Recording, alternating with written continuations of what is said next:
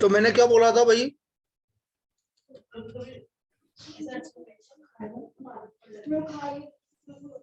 हमने बोला P है आपका 1/100 और N है 100, ये बात कर रहे थे अपन।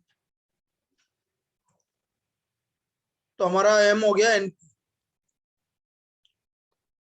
तो M आ गया भाई 100 इंटू 1/100 इक्वल टू 1। मुझे निकालना है कि एग्जैक्टली 2 सच फेलियर, मतलब 2 फेलियर चाहिए भाई। तो क्या हो गया 1 की पावर 2 e की पावर -1 अपॉन 2 फैक्टोरियल।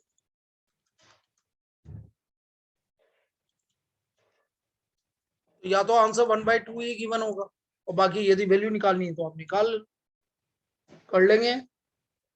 बोलिए। Yes sir.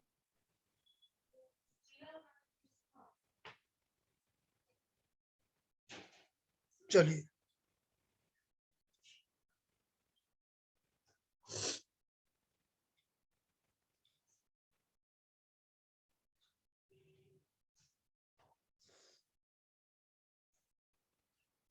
ये तो हो गया भाई हमारा पॉइसन डिस्ट्रीब्यूशन। अब आ जाइए normal distribution. Normal distribution, now it is a continuous probability distribution. Continuous probability distribution,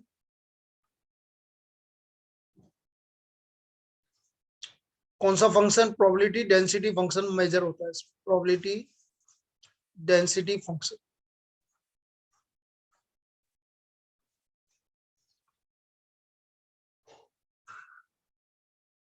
probability density function.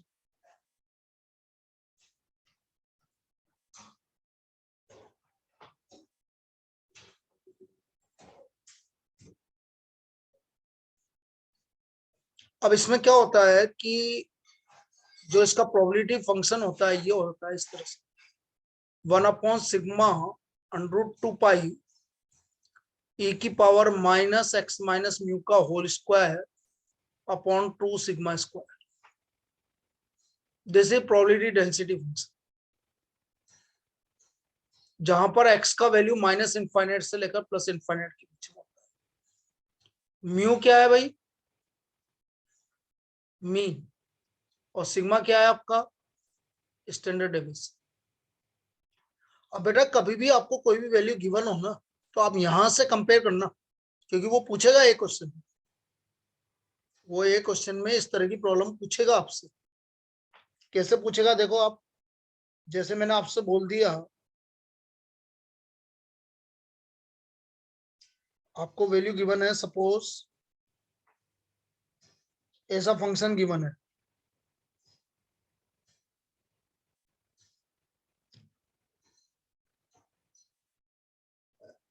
P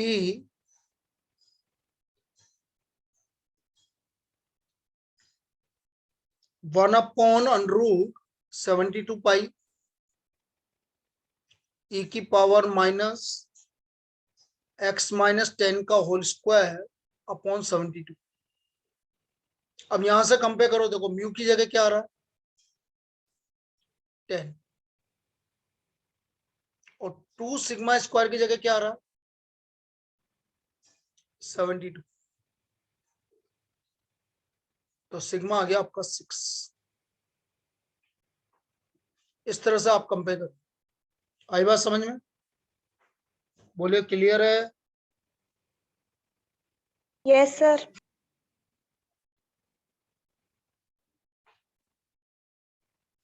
ये आपको यहां से ऐसे कंपेयर करना। अब आगे आ जाते हैं अपन। जो नॉर्मल डिस्ट्रीब्यूशन होता है वो कुछ इस तरह का होता है। ये नॉर्मल डिस्ट्रीब्यूशन आपका क्या है? ये सिमेट्रिक। किसके रेस्पेक्ट में? मिडिल पॉइंट के रेस्पेक्ट। जितना इधर है उतना ही इधर की तरफ। टोटल एरिया कितना होता है भाई नॉर्मल डिस्ट्रीब्यूशन का? ये पूरा कितना गिना जाता है? 1। ये z इक्वल टू 0 बोलते हैं इसको।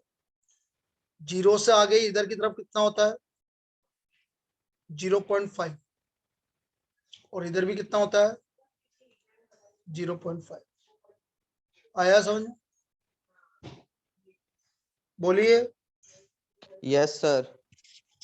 जेड का फॉर्मूला क्या होता है x minus mu upon sigma, ये जेड का फॉर्मूला है।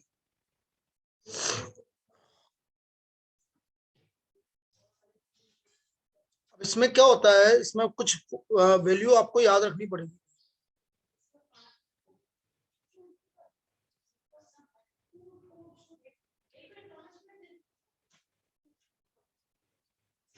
ये मैं बोल रहा हूं जो है z इक्वल टू -1 to +1,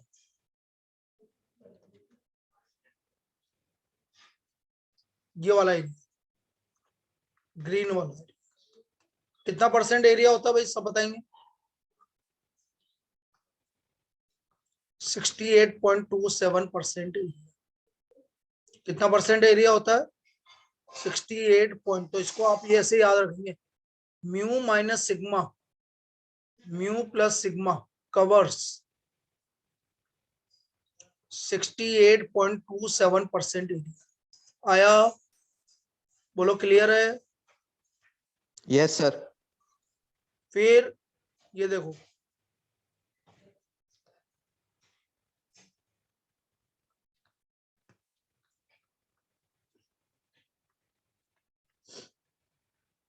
-2 से लेकर +2,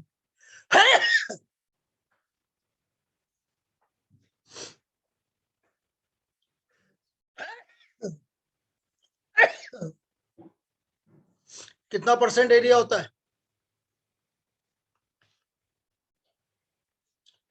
म्यू -2 सिग्मा से म्यू +2 सिग्मा कवर्स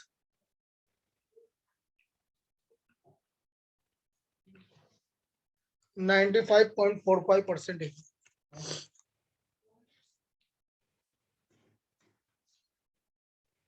और देखो,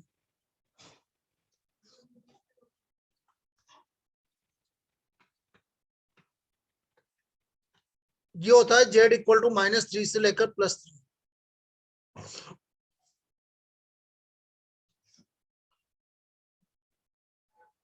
ये एरिया होता है 99.73%। म्यू -3 सिग्मा से लेकर म्यू +3 सिग्मा कवर्स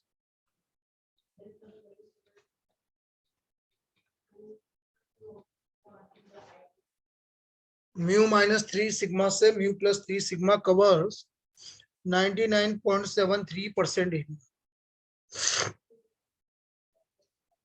ये 3 वैल्यू आपको याद रखनी है, कर लेंगे? बोलो। Yes, sir. अब मैं इसकी प्रॉपर्टीज पे आ जाता हूँ। एक तो ये चीज आपको याद रखनी जो मैंने लिखवाया। अब प्रॉपर्टी, मैंने क्या बोला, प्रॉपर्टी पे ज्यादा डायरेक्ट क्वेश्चंस पूछे जाते हैं आपसे।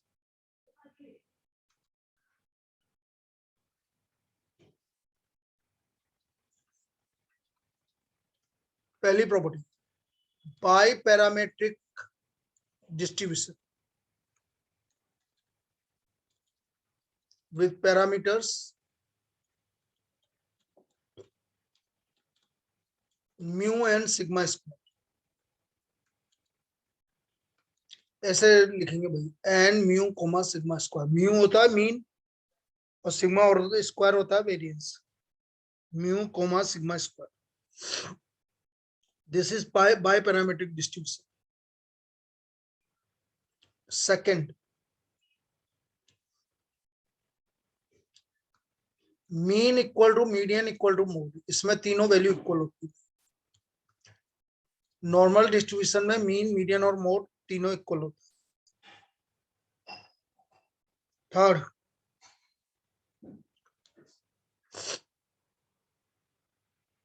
तो नॉर्मल डिस्ट्रीब्यूशन में क्या होगा, mean equal to median equal to mode. First quartile Q1 mu -0.675 sigma, Q3 mu +0.675 sigma. So therefore quartile deviation 0.675 sigma. ये अगला प्रॉपर्टी डायरेक्ट याद रखनी है, डायरेक्ट वैल्यू रख के आपको काम करना। Fourth, mean deviation equal to 0.8 sigma.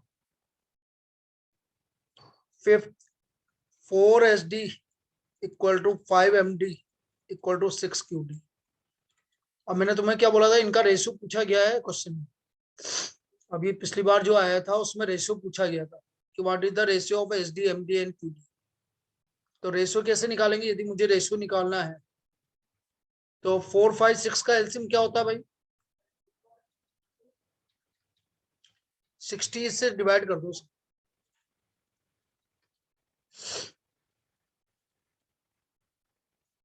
ये इसका रेशियो हो गया। सो SD, MD, QD इसका रेशियो आ गया 15:12:10। आया समझ में? बोलिए।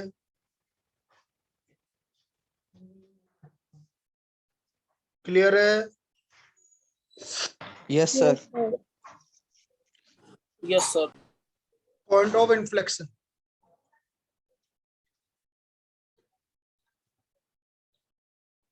Mu minus sigma and mu plus sigma. दो पॉइंट ऑफ इन्फ्लेक्शन होते हैं, mu minus sigma and mu plus sigma. Sir hmm, sir मैंने बुक में एक क्वेश्चन पढ़ा था, उसके अंदर पॉइंट ऑफ इन्फ्लेक्शन -1 और 1 दे रखा था सर।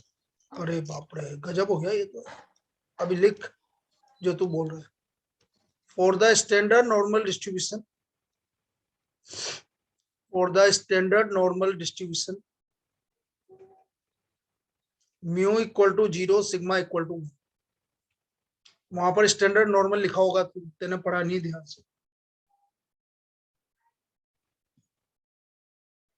एक होता है नॉर्मल डिस्ट्रीब्यूशन और एक होता है स्टैंडर्ड नॉर्मल। जब भी स्टैंडर्ड नॉर्मल की बात करेंगे तो म्यू इक्वल टू 0 होगा, सिग्मा इक्वल टू 1 होगा। तो पॉइंट ऑफ इन्फ्लेक्शन क्या हो जाएंगे बेटा? इसके लिए पॉइंट ऑफ इन्फ्लेक्शन हो जाएंगे -1 एंड +1। अब समझ में आ गया? हाँ सर, आ गया। तो ये पॉइंट ऑफ इन्फ्लेक्शन हो जाएंगे। अच्छा, एमडी क्या हो जाएगा इस केस में? 0.8, सिग्मा नहीं आएगा। सिग्मा की वैल्यू क्या है? 1 है इसकी। तो ये चीज भी याद रखनी है बेटा, जो अभी बताई मैं बताने वाला था उससे पहले तेने बोल दिया। तो मैंने कि सही टाइम पर सही क्वेश्चन पूछा। मैं सर अगला वो क्या है सर, वो दो पॉइंट ऑफ इन्फ्लेक्शन हो गया था ना सर, वो थोड़ा कंफ्यूजन था सर। नहीं मैंने इसलिए। क्या बोला, मेरे दिमाग में वही चल रहा था। अगला मैं स्टैंडर्ड नॉर्मल के बारे में बताऊंगा और तेने पूछ लिया। चलो ये हो गया भाई, लिख लो या तो। इसके बाद देखो,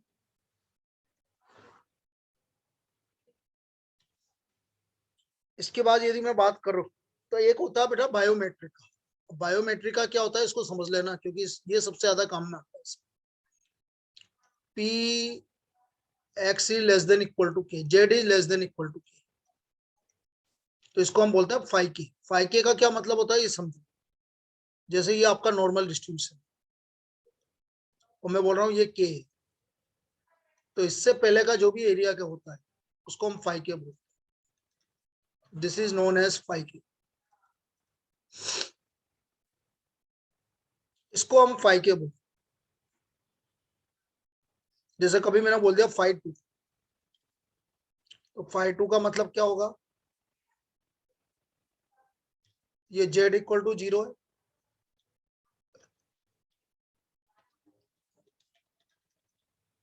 ये फाई 2।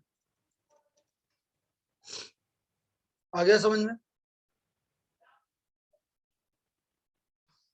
बोलो। सर हाँ इसके अंदर एक चीज ये समझ में नहीं आती सर, कब 0.5 में से माइनस करना है, कब 1 में से माइनस करना है सर।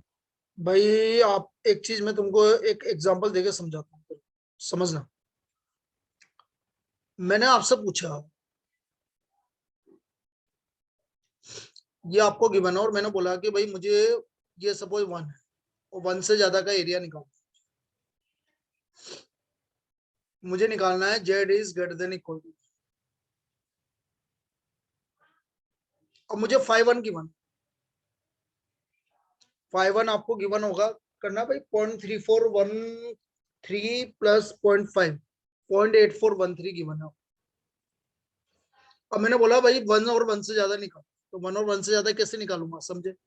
टोटल पूरा एरिया 1 में से ये वाला एरिया हटा दूं, यस सर।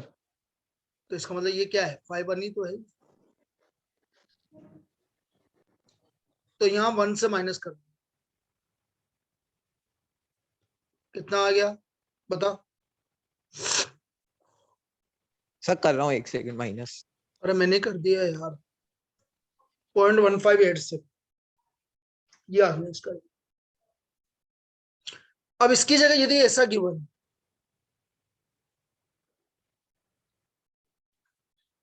कि आपको z इक्वल टू 0 से 1 के बीच का एरिया गिवन 0.3413 और मुझे ये वाला वैल्यू निकालना, तो इसका मतलब ये टोटल 0.5 है पूरा, उसमें से इसको हटा दो, तब यहां पर ऐसे होगा। समझ में आया। यस सर आ गया। तो 0.5 क्योंकि मुझे यहां से यहां तक की वैल्यू गिवन है, इसलिए 0.5 में से माइनस कर दो, वही आएगा आंसर। आया। हाँ सर। ठीक है ना। तो इस तरह से ये बायोमेट्रिक का होता है। और बायोमेट्रिका की यदि मैं बात कर रहा हूं तो एक चीज और बात करूंगा, 5 माइनस के कभी आ जाए तो आप उसको बिना देखे समझे 1 माइनस 5 के लिख दो। जैसे मेरा आया 5 माइनस 2, तो मैं क्या लिखूंगा 1 माइनस 5। ठीक है, क्लियर। Yes sir. चलिए लास्ट प्रॉपर्टी और फिर 1 2 क्वेश्चंस कर लेते हैं और फिर आप देख लेना। Addition, x follows normal distribution mu1 sigma 1 square, y follows normal distribution mu2 sigma 2 square. So x plus y follows normal distribution mu1 plus mu2 comma sigma 1 square plus sigma 2 square. तो आपका standard deviation हो गया under root of sigma 1 square plus sigma 2 square. ये तो variance हो गया, standard deviation भी हो गया। ये लास्ट प्रॉपर्टी।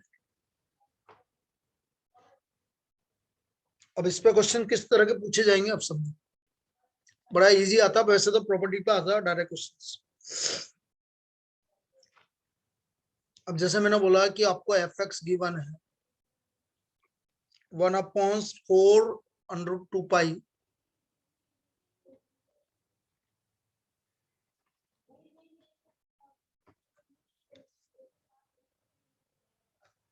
तो म्यू हो गया 10, 2 सिग्मा स्क्वायर हो गया आपका 30, तो सिग्मा हो गया 4। मुझे कोफिशिएंट ऑफ वेरिएशन निकालना,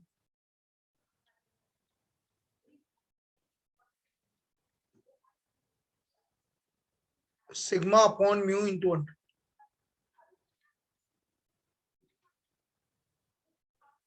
सिग्मा 4 है, म्यू 10 है, तो ये कोफिशिएंट ऑफ वेरिएशन हो गया 40। आया समझ, बोलिए।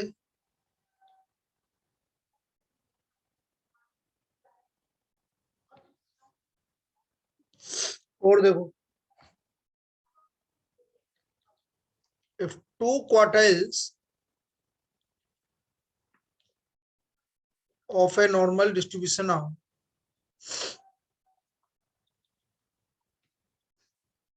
14.6, 25.4 respect,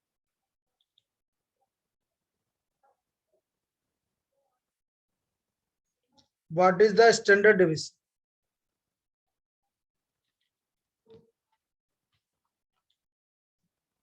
अब बेटा 2 क्वार्टाइल गिवन है आपको, तो mu minus 0.675 sigma equal to 14.6, mu plus 0.675 sigma equal to 25.4, दोनों को ऐड कर दो तो ये आ गया 2 म्यू, इधर आ गया 40, तो म्यू का वैल्यू 20 आ गया।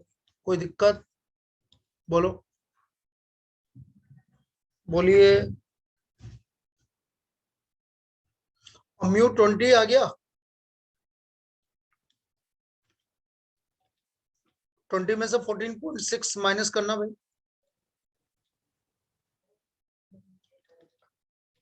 चलो सिग्मा की वैल्यू बताओ। 5.4 0.675 बोलो कितना आ रहा है?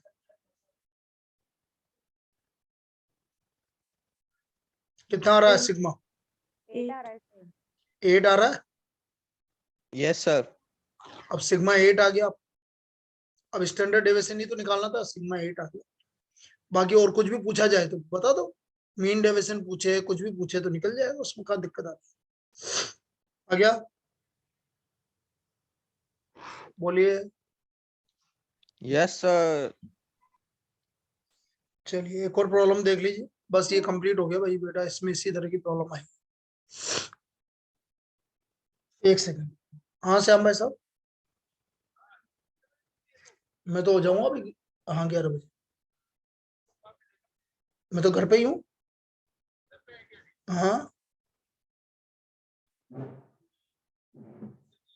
हाँ अब नहीं है क्लास है, वही चक्कर है।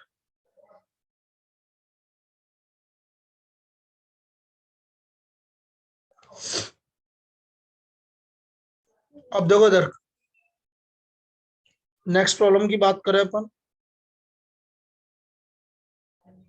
If the area of standard normal curve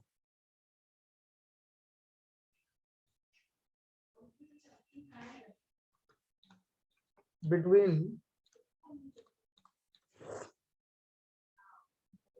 z equal to 0 to z equal to 1 is 0.3413, find φ1। ये तो बता ही चुके अपन, φ1 की वैल्यू निकालनी। अब समझना देख इसको कितना इजी है। ये 0 है, ये 1, ये एरिया गिवन है आपको 0.3413। मुझे φ1 निकालना, मतलब φ1 का मतलब ये निकालना। तो यहाँ 0 से इधर कितना एरिया होगा बताओ, कितना एरिया होगा? 0.5। तो φ1 क्या हो गया भैया आपका? 0.5 प्लस 0.3413 कितना आ गया? 0.84। आया समझ में? Yes sir. बस ये निकाल। चलो अब फिर अपन टेस्ट के लिए मिलते हैं भाई 2 बजे, फिक्स 2 बजे, ठीक है ना? लेट ओके मत सर। होना। हाँ लेट मत होना।